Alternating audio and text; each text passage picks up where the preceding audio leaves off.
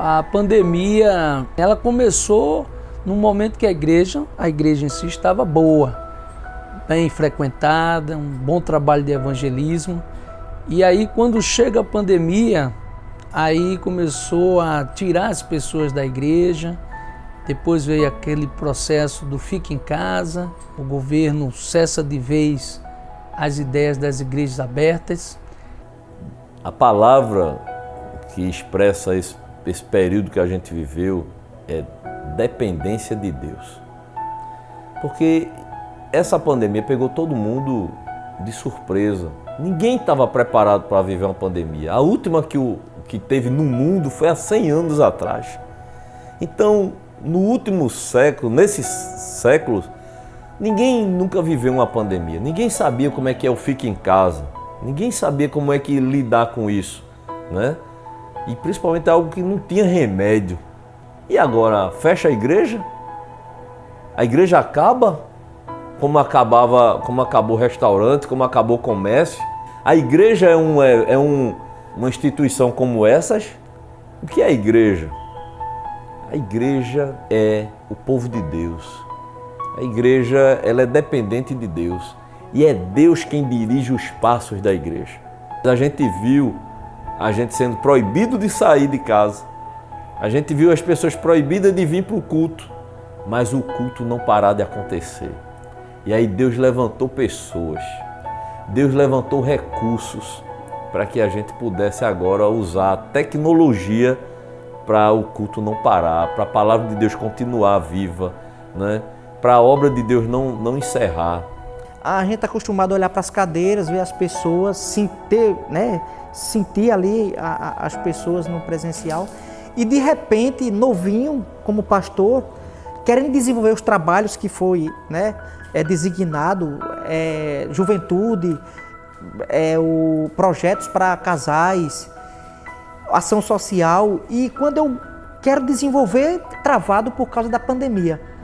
E agora pregando, aí você vai estar de frente para uma câmera com só 8 pessoas e você olhar para as cadeiras assim, cara, foi uma experiência muito difícil para mim. Foi uma experiência totalmente nova, né? Impactante, né? Porque nunca tive essa presença midiática, né? Tá à frente de câmeras e tal, mas a gente tem um grande poder de adaptação, né? A gente vai se adaptando, né? Vai se acostumando a um modelo, a um sistema, né? De modo que serviu para crescimento também, né? No momento, a gente se vê falando para um grupo, né? Pequeno, 50, 100 pessoas, e de repente uma multidão que chega até mesmo do outro lado do mundo, né? Do outro continente. Foi mais uma experiência e dou graças a Deus também por estar aqui nessa igreja. Porque muitas igrejas, inclusive, se eu estivesse ficado lá, eu teria tido um prejuízo muito grande nesse sentido, porque lá não há culto. As pessoas passaram um tempo muito grande sem estar presente na igreja, né? E essa igreja aqui foi muito abençoada nesse sentido, porque quando a necessidade de distanciamento e afastamento das pessoas do isolamento, quando isso diminuiu, a igreja estava aqui. Foi realmente uma novidade, não é? Mas foi algo que foi muito bom, porque o fato de você não perder o contato com as ovelhas, não é? Isso passou para as ovelhas, do ministério em geral, não é? Essa tranquilidade que eles continuavam tendo, seus pastores. Então, para a gente que estava aqui, não é? Passando para eles, ficava aquele desejo de estar juntos, sentir o calor, mas ao mesmo tempo era muito gratificante quando nós chegávamos em casa e você receber uma ligação da ovelha, do irmão que estava no outro lado, ou então fotos, eles tiravam as fotos, os prints, né, como se diz, da tela e mandavam, dizendo, olha, eu estava no culto, e mandava as fotos. E isso assim foi muito bom pelo fato que a gente não perdeu o contato, perdeu o olhar, no olho físico, mas o contato a gente não perdeu. E as ovelhas ficaram com aquele desejo do retorno. Por isso que o retorno foi tão gostoso. Hoje a igreja ganha em dois sentidos, né? Ganha no aspecto que a gente atingiu o mundo, aonde chega a rede social, a gente está inserido, e ganha também porque com a volta das pessoas à igreja, isso também mostra que as pessoas não perderam sua fé. A gente chegava até a duvidar, porque as estatísticas internacionais, não só a nossa, mas de um nível mais amplo internacional, apontava que surgiria agora um novo grupo de pessoas que já não eram mais aquelas frequentadoras dentro da igreja, mas é aquelas exatamente que se acomodaram e agora ficaram nas redes sociais. Eu quero dizer que a igreja, ela não foi a princípio pelo governo como sendo algo essencial, mas eu como psicólogo afirmo e reafirmo que a igreja é um ponto de equilíbrio para que o indivíduo possa lançar suas emoções, criar sua catarse, botar para fora seus sentimentos de medo, porque ali está a palavra de Deus, a palavra que edifica, a palavra que renova, a palavra que traz vida, não é? Então a igreja ela é essencial, a igreja não pode estar fora do contexto da humanidade.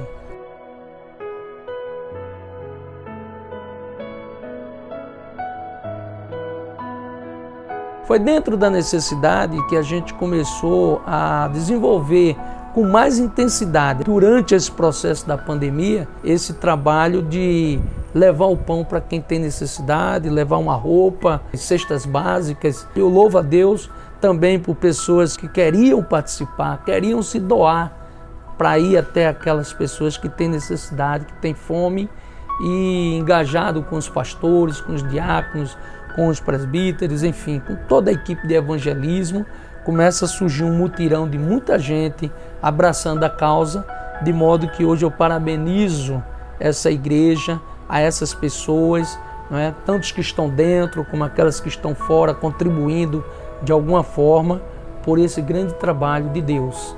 Essa ação social, Deus vinha colocando no meu coração, assim que iniciou a pandemia.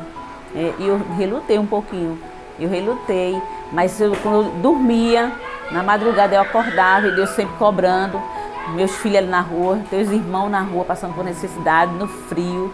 E na época que chegou mesmo o frio, mesmo o inverno, é que eu não conseguia dormir. Eu sempre desejava ir ali, mas não tinha aquela...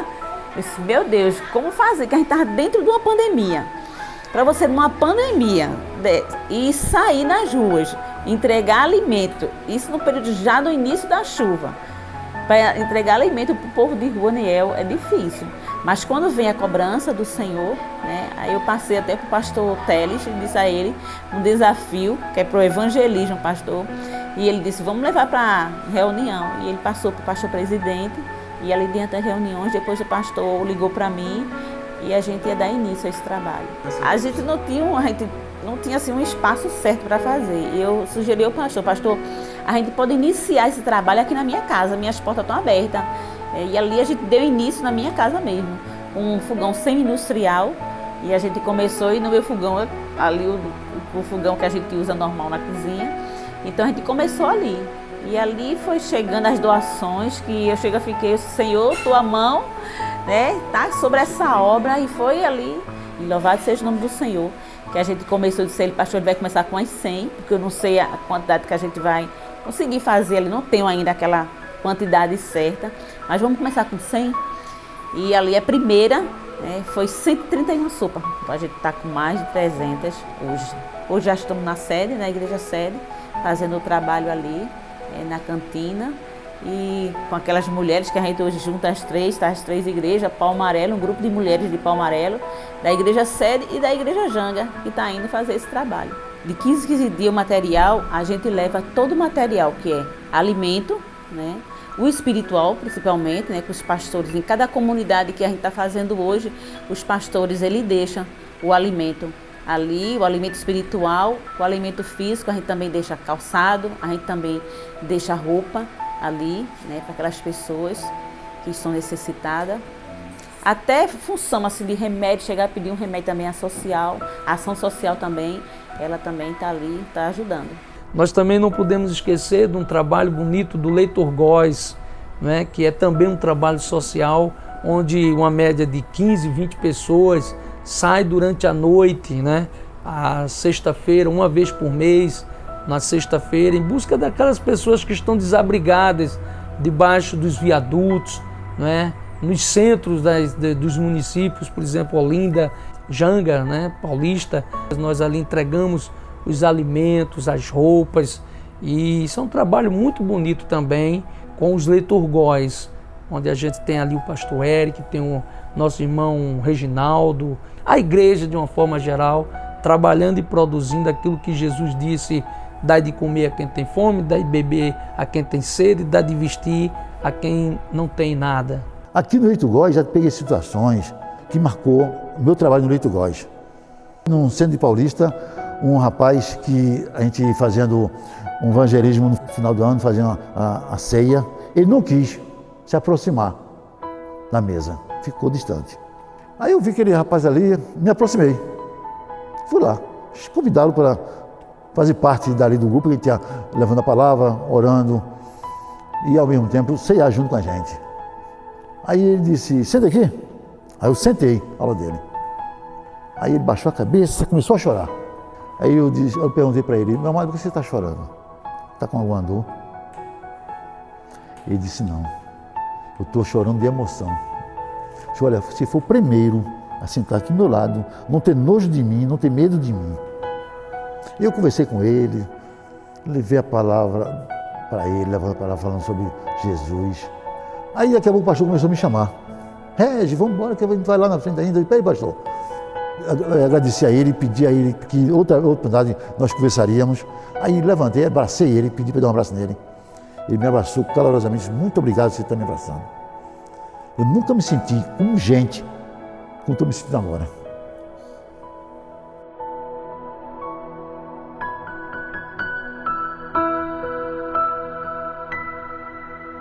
Esse momento foi um momento ainda que as pessoas estavam abastecidas no coração e na mente sobre aquela perspectiva do fica em casa.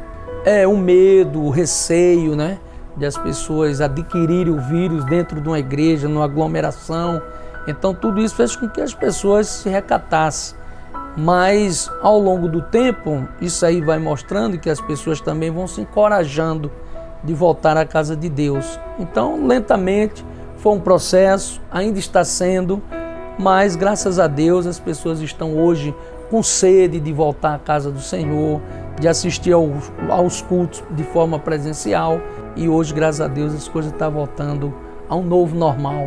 A gente pensa em ampliar a igreja sede, fazendo a parte superior, né, para que lá em cima a gente possa fazer trabalhos sociais, desenvolvendo trabalhos para crianças, para jovens, adolescentes, adultos, idosos. É difícil numa perspectiva financeira, as coisas estão um pouco mais difíceis, mas a Bíblia nos ensina e nos garante que para Deus não há nada impossível.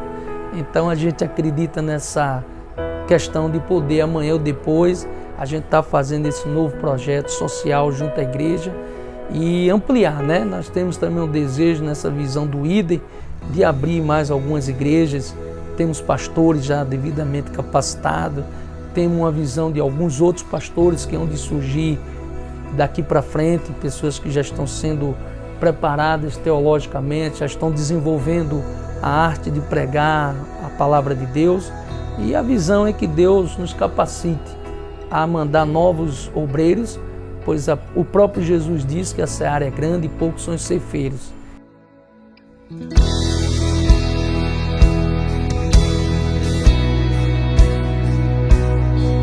Não podemos parar, não podemos retroceder.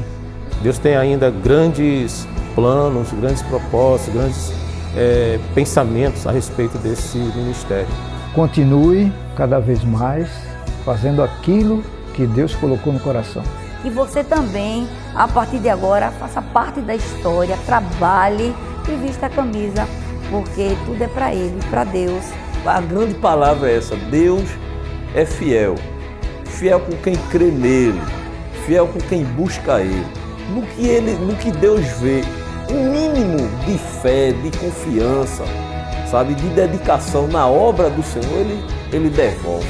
Atentai para as coisas do alto, então focar em Jesus, é essa mensagem que eu dou.